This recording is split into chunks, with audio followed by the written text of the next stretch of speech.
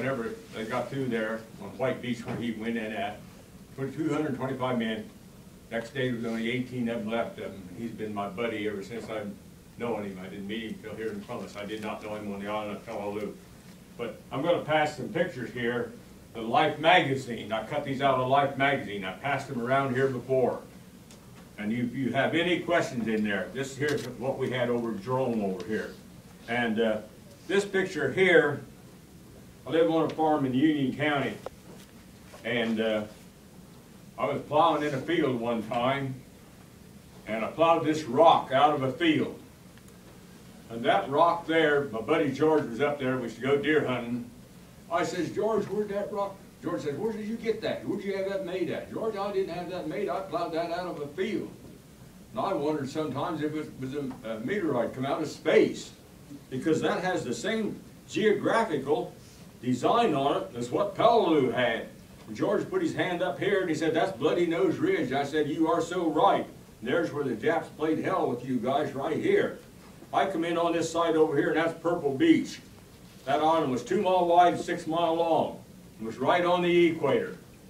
And you talk about hot. I went through, and we all went through there, conditions that you've never ever heard of. The flies come in there, you'd have to scrape them off of your arms. The smell, the odor. There's probably 1,200 or 12,000 some Japanese buried right in here somewhere. That's where their burial ground was. Right down here is the Purple Beach. Right down here is where we had about the 10th Marines, and we had probably about 5 or 6 155 heavy artillery down here. And I could look down there, and I'll tell you what, put the fear of the Lord in you, just to hear them big cannons going off all the time, because I could look down there and see the smoke, and I could count 12, and I could see them going over my head. But now if I'm going to describe that battle in the best way I can, I'm going to say it's where the machine guns, they sang their songs of hate. And the mortars throbbed savagely. The 155 artillery, heavy artillery, they shook the island so much you could not even hold still to write a letter. And all night long, the burning of flares and flamethrowers, which I was involved in. It made everything on the island look so wicked and evil, as if the gates of hell had opened, and they sure had. Because death surrounded me everywhere I went. I finally come down there sick from not having the right kind of food. I had jaundice, acute infection. I didn't know what it was till I got home. The doctor told me. I never heard of it before. But they never told me there what I had. But I had so darn many shots right in here. Darn it, there was not a nurse on the island to do it. Make a long story short.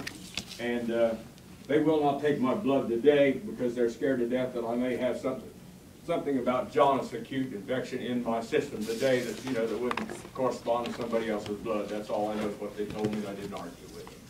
But here I am, what's left of me, and here's George right here, and the buzzards are following me around more than they are George. Go ahead, George. Any questions? Now don't be bashful or anything like that. It's time to iron it out.